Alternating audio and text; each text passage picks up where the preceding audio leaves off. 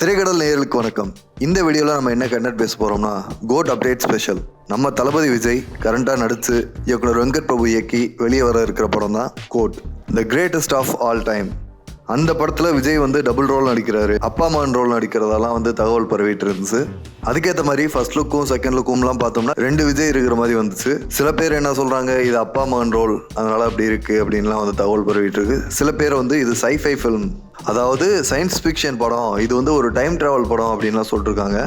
So ஒருவேளை இந்த படம் சைஃபை ஃபிலிம் டைம் ட்ராவல் மூவியாக இருந்துச்சுன்னா அது அப்பா மகனாக இருக்காது. ஒரு ரோல் கடந்த காலமாக இருக்கும், இன்னொரு ரோல் ஃபியூச்சர், அதாவது எதிர்காலத்துலேருந்து வந்த கேரக்டராக இருக்கும். அப்புறம் அந்த விசில் போர்டு சாங்கில் ஆடுவார்ல, அவர் நிகழ்காலமாக இருக்கலாம். ஸோ இவங்க எல்லாரும் ஒரே விஜயாக இருக்கிறதுக்கும் வாய்ப்பு இருக்குது. ஓகே, இப்போ இந்த சின்ன வயசு விஜய்க்கு டிஏஜிங் பண்ண போகிறதா படம் ஆரம்பித்த டைம்லேருந்தே நியூஸ் வந்துட்டு இருந்துச்சு. அது உண்மைதான் போல.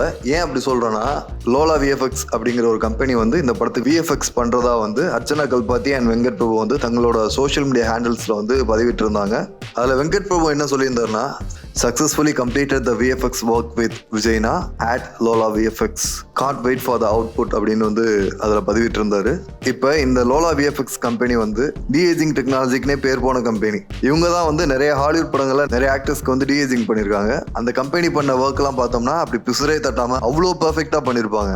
குறிப்பிட்டு சொல்லணும்னா Captain America Civil War Robert Downey Junior Iron Man character பண்ணியிருப்பாரு. அவரோட சின்ன வயசு ரோல் ஒன்று பண்ணியிருப்பாங்க.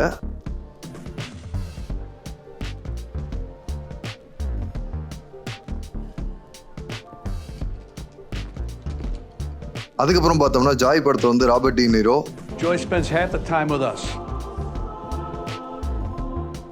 அப்புறம் ஆட்மேன் படத்தில் மைக்கேல் டக்லஸ்க்கும் டிஏஜிங் பண்ணியிருப்பாங்க.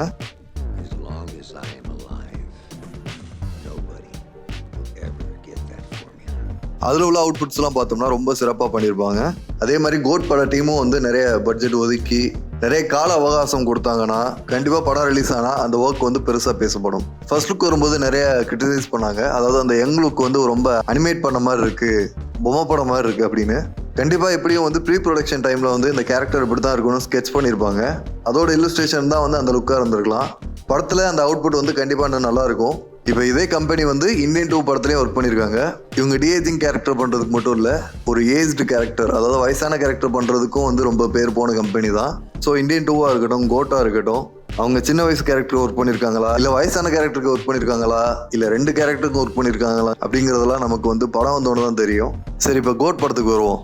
படத்தில் பிரசாந்த், பிரபுதேவா, அஜ்மல், மீனாட்சி சௌத்ரி, மைக் மோகன், ஸ்னேகா, லைலா, வைபவ், பிரேம்ஜி, யுகேந்திரன், யோகி பாபு, அரவிந்த் ஆகாஷ், ஜெயராம், பிடிவி கணேஷ், அஜய் ராஜ்னு ஒரு பெரிய நடிகர் பட்டாலுமே இருக்கு. இதுல வேற விஜய் டபுள் ரோல் ட்ரிபிள் ரோல்னு சொல்லிட்டு இருக்காங்க. இதுக்கிடையில த்ரிஷா ஒரு பாட்டு ஆடி இருக்காங்க. சிவகார்த்திகேயன் கேமியோ பண்றாருன்னு கிட்டத்தட்ட ஒரு உறுதிப்படுத்தப்பட்ட தகவலாவே சோஷியல் மீடியாஸ்ல பரவிட்டு இருக்கு. ஒரு 2.5 மணி நேரத்துல இவ்வளவு கேரக்டர்ஸ், இவ்வளவு ஆக்டர்ஸை வச்சு எப்படி ஸ்கிரீன் டைம் கொடுத்து எல்லாருக்கும் ஸ்கிரீன் ஸ்பேஸ் கொடுத்து எல்லாரையும் திருப்திப்படுத்தக்கூடிய படமா, எந்த கேரக்டர் பொட்டன்ஷியலையும் வேஸ்ட் பண்ணாம எப்படி அது படமா வரப்போகுதுங்கிறது நமக்கு தெரியல. அதுவும் படம் வந்தாதான் தெரியும்.